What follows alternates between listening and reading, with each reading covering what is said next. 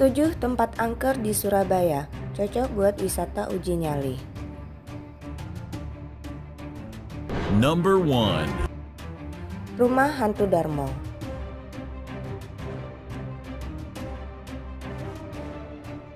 Rumah Hantu Darmo adalah rumah angker yang sangat legendaris di Surabaya.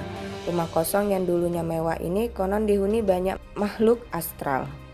Rumah Hantu Darmo atau lebih akrab disebut RHD ini terletak di Jalan Puncak Permai 2 nomor 26 Sukomanunggal, Surabaya. Berada di sebuah komplek perumahan elit wilayah Darmo. Rumah ini konon rumah hasil persugihan di mana pemiliknya meninggal karena tenggelam di lautan.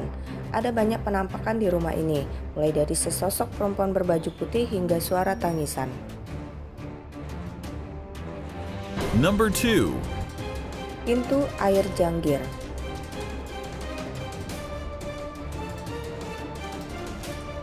Pintu air Janggir ternyata kental dengan nuansa mistis. Mereka mengatakan ada buaya putih di sana dan sering meminta tumbal. Maka tidak heran jika banyak korban yang meninggal di sana. Bangunan yang dibangun pada tahun 1912 ini memang cukup angker. Number 3. Suster Gepeng.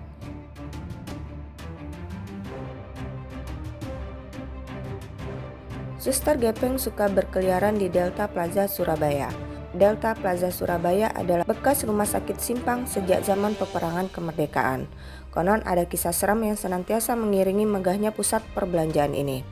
Ketika masih menjadi rumah sakit, ada suster yang terjepit lift dan akhirnya meninggal.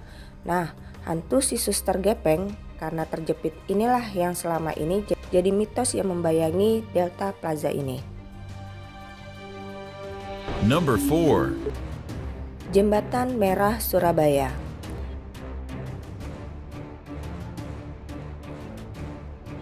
Jembatan Merah Surabaya juga sering tercium aroma anyir darah. Penampakan Jembatan Merah di siang hari sangat terlihat aman. Jembatan Merah di Surabaya mempunyai kisah sejarah yang cukup panjang. Di jembatan inilah dulu Brigjen AWS Malabi tewas tertembak pejuang kemerdekaan. Tapi bukan itu kisah misterinya. Ketika pada malam hari, terkadang tercium bau anyir darah yang bikin bergidik ngeri. Number 5. Kampus Unair.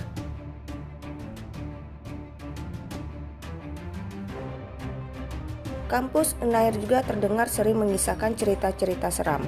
Konon ada pocong di kampus ini. Di Fakultas Kedokteran ada berbagai kisah seram.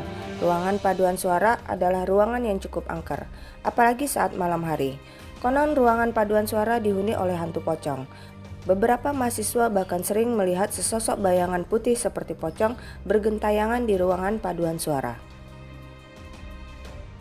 Number 6. Gedung Grahadi.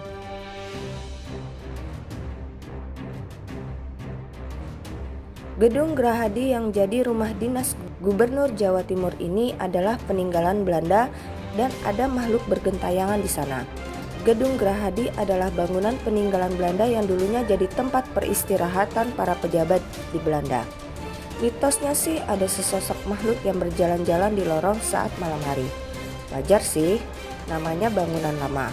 Dibangunnya saja sejak tahun 1795. Bangunan lama seperti ini biasanya memang dihuni banyak makhluk astral. Number 7. Penjara Kalisosok.